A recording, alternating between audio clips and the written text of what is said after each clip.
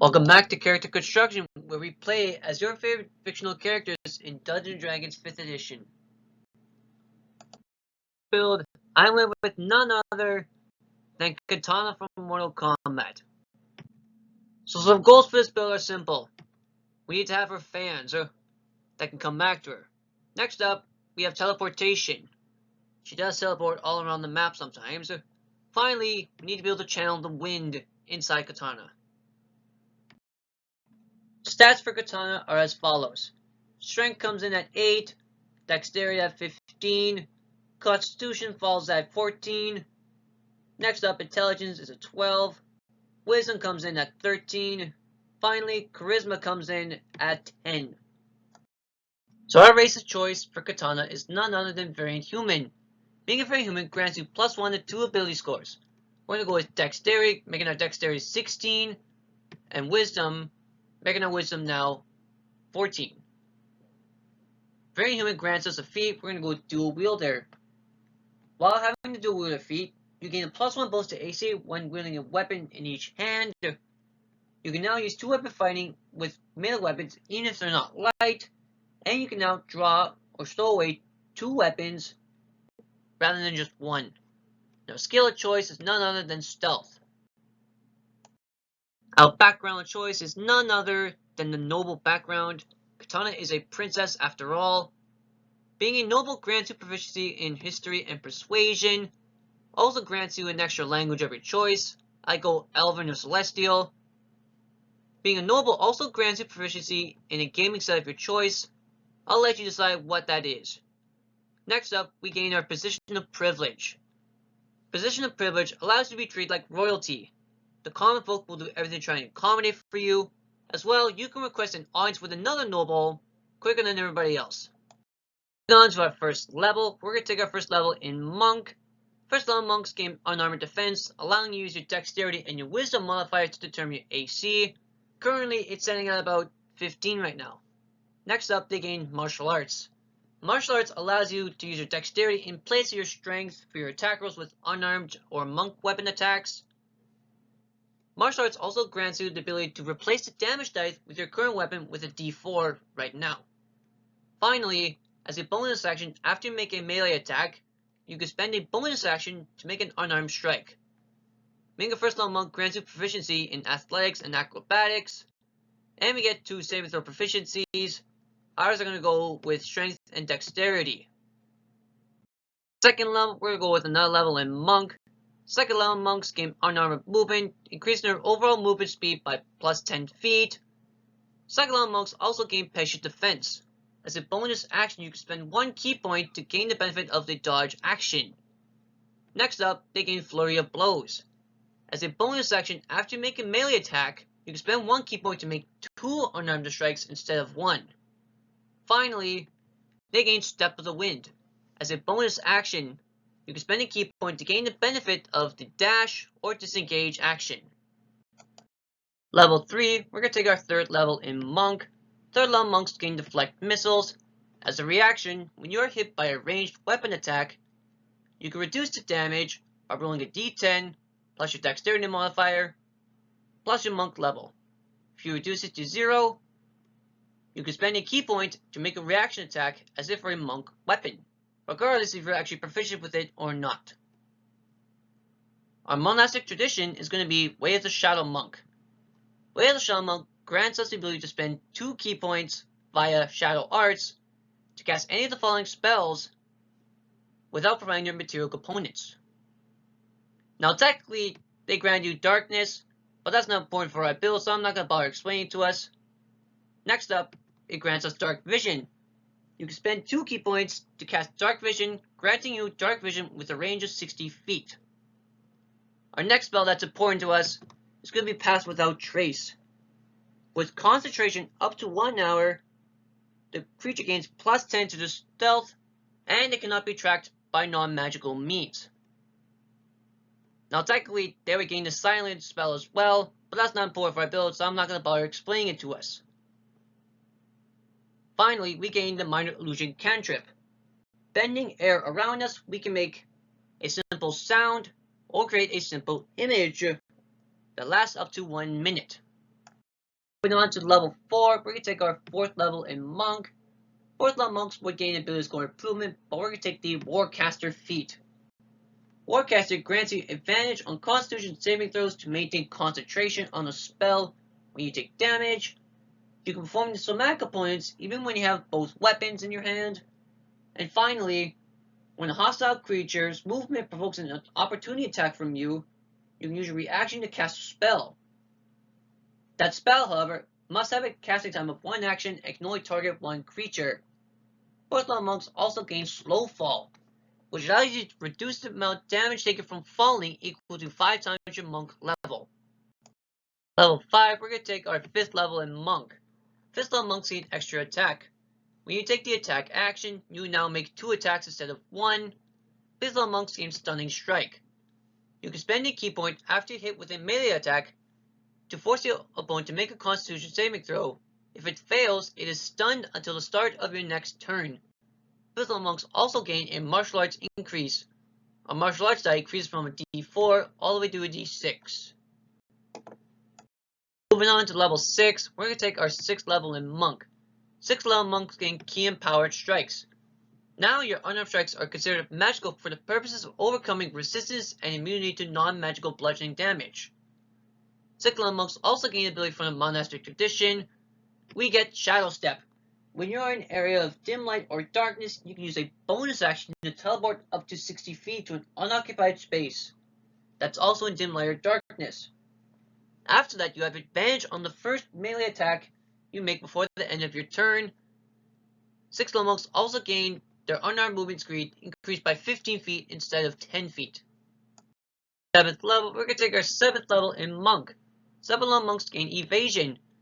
When you make a dexterity saving throw to reduce the amount of damage taken from a spell, you instead take no damage if you succeed, and you only take half damage if you fail. 7th level monks gain Stillness of Mind. As an action, they gain the ability to end one effect that's either caused them to be charmed or frightened. Moving on to level 8, we're going to take our 8th level in Monk. Level 8, we get an ability score improvement. We're going to increase our dexterity from 16 to 18, increasing our attack rolls, AC, and damage rolls. At level 9, we're going to take our 1st level in Fighter. 1st level fighters gain Second Wind. As a bonus action, you heal a number of hit points equal to 1d10 plus your fire level, and you regain that use after a short or long rest. 1st level fighters gain a fighting style. We're going to go with the throwing fighting style. You can draw a weapon that has the thrown property as part of the attack with the weapon. We're going to use hand axes for legal purposes, but flavor them as the fans. In addition, when you hit with the ranged thrown attack, you gain a +2 bonus to the damage roll. At level 10, we're going to take our 2nd level in Fighter. 2nd level fighters gain Action Surge. When you use Action Surge, you can take an additional action on your turn, and like Second Wind, you regain it once you complete a short or long rest. At level 11, we're going to take our 3rd level in Fighter. 3rd level fighters gain a martial archetype. We're going to go with the Eldritch Knight. Being an Eldritch Knight grants us Weapon Bond. Weapon Bond allows you to, over the course of 1 hour ritual, bond to your weapons. While these weapons are bonded to you, they cannot be disarmed from you unless you're incapacitated. And if you're on the same plane of existence, you can summon them back to you. However, you can only summon 1 at a time, despite the fact that we hold 2 weapons. Next up, we are able to cast some spells and some cantrips, with intelligence being our casting modifier. Our first cantrip is going to be the Gust cantrip. With a range of 30 feet, you can force an opponent to make a strength saving throw or be pushed 5 feet away from you. Now, normally Gust has additional benefits, but Mage Hand covers all the other benefits. As an action, with a range of 30 feet as well, you can manipulate any object that's up to 10 pounds for non-precise movements, meaning that it cannot pick locks, cannot attack, and cannot activate magic items. This lasts up to 1 minute. Now we get 3 spells of our choice. Our first and probably most preferable spell is the Shield spell. When you're hit by an attack, you can use it in a reaction to add 5 to AC until the start of your next turn. Next up, we have Thunderwave. In a 15-foot cube centered on yourself, you can force your opponents to make a Constitution saving throw, or take 2d8 thunder damage and move them 10 feet away from you. If they fail, they take half damage and they don't move. Finally, we're going to take Featherfall. As a reaction, you and up to 5 creatures that are within 60 feet of you stop falling and slowly descend up to 60 feet for 1 minute. 12, we're going to take our 4th level fighter. 4th level fighters gain ability score improvement. We're going to add to our dexterity, capping off our dexterity modifier. 4th level fighters also gain an additional spell from the Eldritch Knight. We're going to go with Absorb Elements. As a reaction, when you take damage from acid, cold, fire, lightning, or thunder, you can use a reaction to cast Absorb Elements to gain resistance to the damage type until the start of your next turn. Also, the first time hit with a melee attack on the next turn, the target takes an additional 1d6 of the damage type that was dealt to you. At level 13, we're going to take our 5th level fighter. Unfortunately, at this level, we don't actually get anything because extra attack from Monk and Fighter don't stack as of yet. Moving on to level 14, we're going to take our 6th level Fighter. 6th level Fighters gain ability score improvement. We're going to add 2 to our intelligence, making our intelligence now 14, improving our spell save DC. At level 15, we're going to take our 7th level Fighter. 7th level Fighters gain an ability from their martial archetype. We get War Magic. When you cast a cantrip as an action, you can make a weapon attack as a bonus action. In addition, we gain the ability to cast 2nd level spells. So our spell is none other than Warding Wind.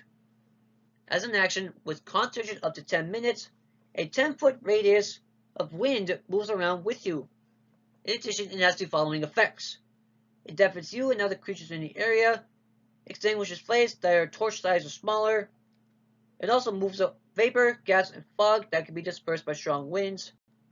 And the area around you is difficult terrain, and attack rolls with ranged weapons have disadvantage. Level 16, we take our 8th level fighter. 8th level fighters gain an ability score improvement. We're going to again increase our intelligence, moving it from 14 to 16, and we get another 2nd level spell that could be from any school of magic. So we're going to take Misty Step. As a bonus action, you can teleport anywhere that you can see up to 30 feet as a bonus action. Moving on to level 17, we take our 9th level fighter. 9th level fighters gain Indomitable. When you're subject to a saving throw, you can expend the use of this ability to re-roll the saving throw, but however you must take the second result even if it's worse. Level 18, we're going to take our 10th level fighter. We get an additional ability from Eldritch Knight. That ability is none other than Eldritch Strike. When you hit with a weapon attack, your opponent has disadvantage on the next saving throw and makes against one of your spells on their next turn. In addition, we get another spell. We're going to go with the Shatter spell. Now you can literally shatter bones to perform those cool X-ray attacks. In a 10-foot radius, each creature must make a Constitution saving throw. On the failed save, they take 3d8 thunder damage or half as much on a successful save. At level 19, we're going to take our 11th level fighter. 11th level fighters gain the bonus to their extra attack. Now when we take the attack action, we attack 3 times instead of twice. We also gain an additional cantrip. Our cantrip is none other than the Mending cantrip, which allows us to fix 1 foot length of any kind of item, magical or non-magical. However, with magic items, it does not restore the magical properties to it. In addition, we gain another spell. We're going to take the Gust of Wind spell. With a range of 60 feet long and 10 feet wide, each creature must make a strength saving throw or be pushed 50 feet away from you. In addition, if they try to move closer to you while the Gust of Wind is in effect, they must spend 2 feet of movement for every 1 foot they move in the wind. Finally, we are going to end our build at level 20, taking our final level in Fighter. 12th level fighters gain ability score improvement. We're going to increase our intelligence one last time, making it 18, therefore improving our spell save DC and increasing our spell range attack rolls. Now let's talk about the pros of the build. Some pros include, you have movement options, being able to teleport in many different ways, and overall you're quite fast. Next up, you have utility options, using spells like Thunder Wave, Featherfall, Mage Hand, Gust, allows you to be pretty useful outside of combat in addition. Finally, you deal consistent damage, both in melee and with your spells. However, now let's talk about the cons of the build. Some cons include having a relatively low AC without the use of shield. Our AC is sitting at 17 right now, which is not bad, but it could be better. Next up, we have very limited damage types. All our choice of damage types are really thunder and bludgeoning damage. That's it. Finally, for a princess, you don't have such a pretty face with a relatively low charisma score. Thanks for watching. If you liked the video, share it with your friends.